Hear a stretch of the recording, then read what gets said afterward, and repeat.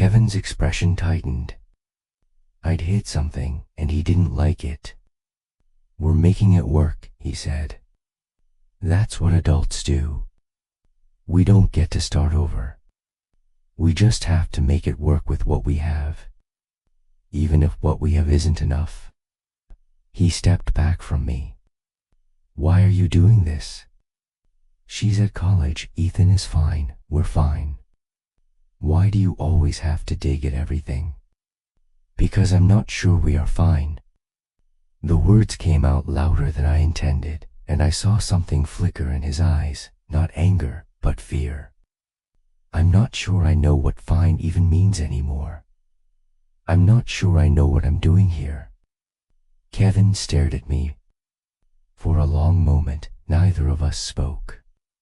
Then he said, I think you should talk to someone. A therapist. I can give you a name. I wanted to scream. I wanted to throw something. Instead, I said, maybe you should talk to someone too. About what? About Tyler. About whatever happened between you and your son that you won't tell me about. About why your own brother didn't even stay for cake at our wedding. Kevin's face went blank. That was worse than anger. I'm going to bed, he said. We can talk tomorrow when you're feeling better. He walked out of the kitchen, and I stood there alone, and I thought, this is the moment. This is where I should walk out too. This is where I should realize that I've made a terrible mistake and do something about it before it becomes irreversible. But I didn't walk out. I didn't even come close to walking out. I cleaned up the kitchen. I washed the dishes from Kevin's overcooked dinner. I let the dog out and brought him back in. I checked on Ethan, who was asleep at his friend's house, and I texted Kevin's ex-wife Rebecca to confirm the weekend schedule for Lily. Rebecca and I had a strange relationship. We were cordial but not friendly, connected only by the children we shared and the man we'd both married and unpacked. She was a physical therapist, tall and blonde, with the kind of effortless beauty that made me feel frumpy just standing near her. She'd remarried too, a man named Greg who she'd met at a conference, and she seemed genuinely happy in a way that I found almost offensive. You look tired, she said to me once at a school event for Lily. Are you sleeping? Not really, I admitted. Kevin doesn't snore, does he? Because he never used to, but who knows these days? No, I said. He doesn't snore. She studied me with those clear blue eyes. You know, Karen, I spent 6 years trying to make that marriage work. And you know what I learned? Some people aren't meant to be married to each other. But that doesn't mean they aren't good people. It just means they aren't good for each other. I didn't know what to say to that. So I said nothing. But I thought about her words for weeks afterward. Some people aren't meant to be married to each other. Was Kevin meant to be married to me? Was I meant to be married to him? We were both good people. We'd both been hurt before. We'd both thought we were getting it right this time. But Rebecca's words kept haunting me. It doesn't mean they aren't good people. It just means they aren't good for each other. Love quiet, forbidden midlife romance?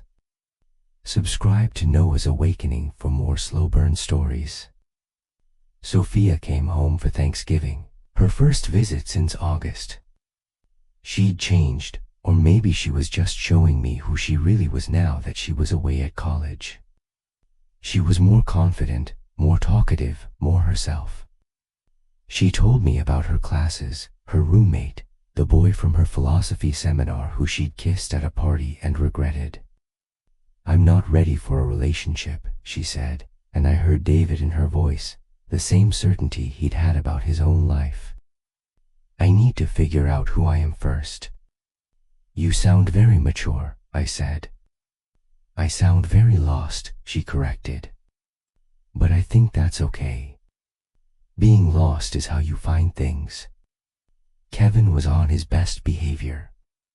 He cooked a turkey, his first, and it was dry, and we all pretended it wasn't, and the gravy saved everything.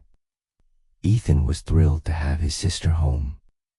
He followed her around like a puppy, asking her questions about college, about parties, about whether she was learning anything interesting. Sophia was patient with him in a way she hadn't been before, and I saw something softening in her whenever she looked at her younger brother. Tyler came for the long weekend, which surprised me. He'd called Kevin a few days before to say he'd be coming, and I remember the way Kevin's face had changed when he saw the caller ID, that flicker of hope and fear that parents never quite lose, no matter how old their children get. Tyler was on his best behavior too. He was polite to everyone, even me, and when he shook my hand, hello, mine. Kevin doesn't look at me the way David did. That's not a criticism, it's just a fact. David looked at me like I was the only woman in the world. Kevin looks at me like I'm a partner, an equal, someone he's choosing every day instead of someone he's already chosen. It's different. Not worse. Different. When I told Kevin I wanted to write this down, to document our story, not for publication but for ourselves, for our children, for whatever future we're building, he was quiet for a long time. Why? He asked.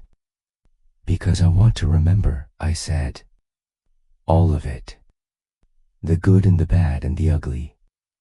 I want to be able to look back and see what we survived. We haven't survived, he said. We're still in it. Exactly, I said. That's why it matters.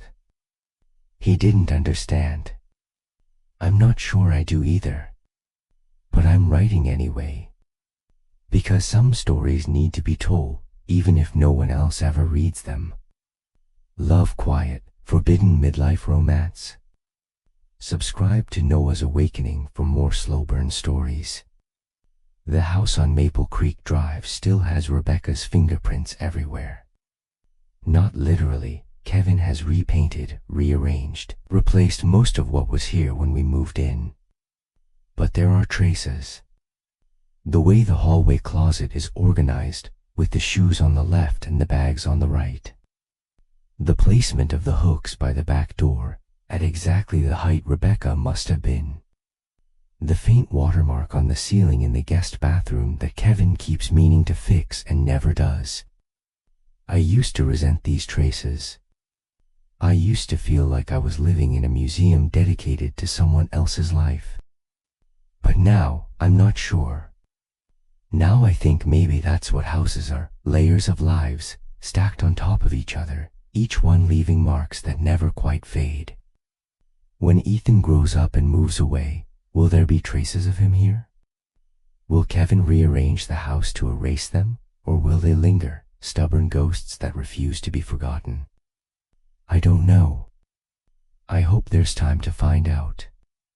Love quiet, forbidden midlife romance? Subscribe to Noah's Awakening for more slow burn stories. Kevin put the photograph of Maria away after I found it. I don't know where, I never asked, and he never offered. But I think about her sometimes. The woman who Kevin loved before Rebecca, before anyone else. The woman who raised his son alone and never asked him for anything, not even child support, not even a phone call, not even an acknowledgement that she existed. Tyler told Kevin, the last time they talked, that Maria had remarried. That she'd been happy. That she'd died 3 years ago, quietly, in her sleep, while her second husband was in the next room. Kevin cried when Tyler told him. I've never seen him cry like that, not even when Tyler first confronted him, not even at our wedding, not even when he lost his job. He cried like a man who had lost something he'd never allowed himself to mourn. I held him while he cried, and I thought about Maria, this woman I'd never met, who'd been part of Kevin's life before I existed in it. I thought about her courage, raising a child alone in a world that wasn't kind to single mothers. I thought about her grace, never bad-mouthing Kevin to Tyler, never trying to turn his son against him. I thought about her strength, building a life, finding happiness, dying peacefully in her own home. I don't know if I could have done what she did. I don't know if I would have had her courage, her grace, her strength. But I hope I would. Thank you, I whispered to Maria, to a woman who'd been dead for 3 years. For Tyler. For Kevin. For all of it. Kevin didn't hear me. But I think, somehow, she did. Love quiet, forbidden midlife romance? Subscribe to Noah's Awakening for more slow burn stories. Ethan asked me last week if I was happy. We were in the car, driving home from soccer practice, and the radio was playing something old and soft, and Ethan was looking out the window in that way he has, that way that makes him look older than 14. That makes me remember when he was 2 and David would hold him up to see the airplanes at the airport. Yeah, I said. I think I am. Really? He turned to look at me. Even with all the stuff with Kevin and Tyler and everything? Even with all of it. He was quiet for a moment. Then he said, I'm glad. You are? Yeah. He smiled, and he looked so much like David in that moment that my heart ached. You deserve to be happy, Mom. You really do. I pulled the car over because I couldn't see the road through my tears. Mom, what's wrong? Nothing, I said. Nothing's wrong. I'm so proud of you, Ethan. You have no idea. He didn't understand. He was 14. He didn't know what it meant to be a good man, a kind man, a man who could look at his mother and tell her she deserved happiness without jealousy or resentment or anything but love. But he would. Someday, he would understand. Love quiet, forbidden midlife romance? Subscribe to Noah's Awakening for more slow burn stories. I'm sitting on the porch of the house on Maple Creek Drive. It's early evening, and the sun is setting, painting the sky in shades of orange and pink that David would have loved. Kevin is inside, making dinner. He's gotten better at cooking over the years, or maybe I've just gotten used to his particular style. Ethan is upstairs, doing homework or playing video games or whatever 14-year-olds do when they're not being surprisingly wise. The older woman who first told me about love, she's still here. She's still sitting on her porch in the evenings, watching the world go by. I've talked to her a few more times since that first conversation, and each time I've learned something new. About love. About life. About the long game of being human. She told me once that the secret to happiness was low expectations. Don't expect too much, she said. From anyone. From yourself. From life. Just show up, do your best, and let the rest go. I thought that was depressing when she said it.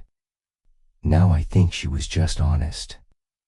We spend so much of our lives expecting things from our spouses, our children, our careers, our lives, and when those expectations aren't met, we're devastated. But if you expect less, if you're grateful for what you have instead of mourning what you don't, maybe that's its own kind of freedom. I'm not saying I've mastered it.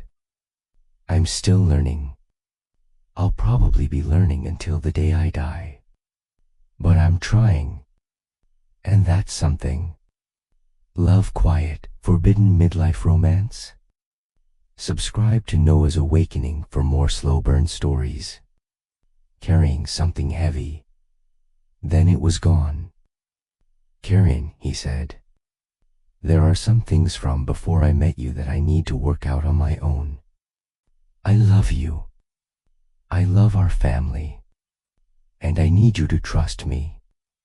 Trust you about what? about everything. I waited for more. He didn't offer it. I went to bed that night feeling further from him than I had in months, and I lay in the dark and asked myself, is this what I want?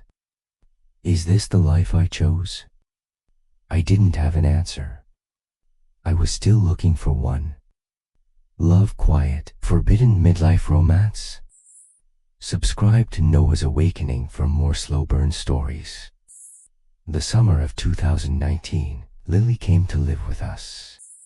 She was 19, just starting her freshman year at a local community college. She decided, after a semester at a school 3 states away, that she wanted to be closer to home. Evan was delighted. I tried to be. Lily was a good kid. She was quiet and studious, and she never gave us any trouble. She cleaned up after herself, did her laundry, helped with dinner when asked. She and Ethan got along well, bonding over video games and a shared love of terrible science fiction movies. She called me Mrs. Mitchell at first, and I had to ask her to please just call me Karen, and she did, eventually. But Lily was also a reminder that Kevin had a whole other life before me. A whole other family. A whole other set of loyalties and obligations and debts that I knew nothing about. She brought boxes into the house, boxes of books and clothes and photos. One afternoon, while she was at class, I helped Kevin carry the last few boxes up to her room. One of them was poorly taped, and it came open on the stairs, spilling photographs across the landing. I knelt down to gather them. Most were ordinary, Lily as a child, Lily at birthdays, Lily with Kevin and Rebecca at various landmarks, Lily at her high school graduation.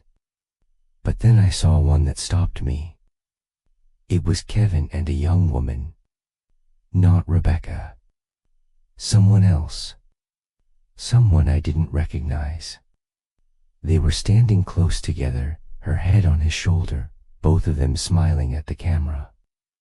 On the back, in handwriting I didn't recognize, it said, Kevin and Maria, Lake Tahoe, 2009. I stared at the photograph for a long time. Maria. Kevin had mentioned her once, early in our relationship, his college girlfriend, someone he'd loved before Rebecca. They'd broken up before he met his ex-wife, and he never spoke about her again. I hadn't thought about her in months. But there was something in the photograph. Something in the way Kevin was looking at this woman. It wasn't the way he'd ever looked at me. There was a softness in his eyes, an openness, a kind of unguarded happiness that I'd never seen in 4 years of marriage. Karen? Kevin was standing at the top of the stairs, looking down at me. Did you find everything? I held up the photographs. Who is Maria? His face did something complicated. Guilt. Fear. Something else, something I couldn't name. An old friend, he said. From college.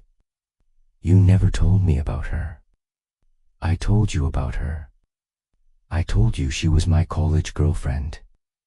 But you never said. I stopped. I didn't know how to finish the sentence. You never said you still loved her? You never said she still had a place in your heart? You never said you looked at her the way I wish you'd look at me? Kevin took the photograph from my hand. It was a long time ago, he said. Ancient history. He put it back in the box and carried it up the stairs to Lily's room. That was the end of the conversation, or so he thought. But I thought about that photograph for months. I thought about what it meant that he'd kept it. What it meant that Lily had it in her belongings. What it meant that Kevin had looked at it the way he did, like he was looking at something he couldn't have, or something he'd lost, or something he was still mourning. I didn't mention it again. But I filed it away, a small piece of evidence in a case I was slowly building against my own marriage. Love quiet, forbidden midlife romance? Subscribe to Noah's Awakening for more slow burn stories. In 2020, COVID changed everything. The kids came home, all of them. Sophia from college, Lily from community college, Ethan from middle school. Tyler, who had been working remotely anyway, drove up from Seattle and isolated in the basement for 2 weeks before joining the rest of us. We were all trapped in the house together, and the pressure of it revealed things that had previously been hidden. Sophia and Kevin got into a real fight for the first time. It was about politics, a subject I tried to avoid, and Sophia said something cutting about how Kevin had no right to an opinion about anything because he was just a salesman. Kevin's face went white, and for a moment I thought he was going to say something he couldn't take back. Instead, he walked out the front door and didn't come back for 2 hours. When he came back, he didn't apologize. Neither did Sophia's. They just avoided each other for the rest of the week. She stayed in her room. He stayed downstairs. I played mediator when I could, shuttle diplomacy between two people who had decided to be angry rather than to understand. Tyler called every Sunday. The calls were brief and awkward, full of long silences and monosyllabic answers. Kevin would hang up and sit in the kitchen, staring at his phone, and I would pretend not to notice. Sometimes, when I passed by, I'd see him scrolling back through old messages, reading conversations with a son who lived 3 states away and felt like a stranger. Lily spent most of her time in her room, attending classes on Zoom, emerging only for meals. She was lonely in a way that I recognized, the loneliness of being 19 and isolated, of missing out on the college experience she'd imagined, of watching her youth slip away while the world contracted to the size of a suburban house. She cried sometimes, late at night, when she thought no one could hear. I knocked on her door once and brought her ice cream, and we sat on her bed and watched a movie, and she told me she was scared. Scared of getting sick. Scared of missing out. Scared of growing up. Growing up is scary, I told her. It's okay to be scared. You don't seem scared, she said. I'm terrified, I admitted. Every single day.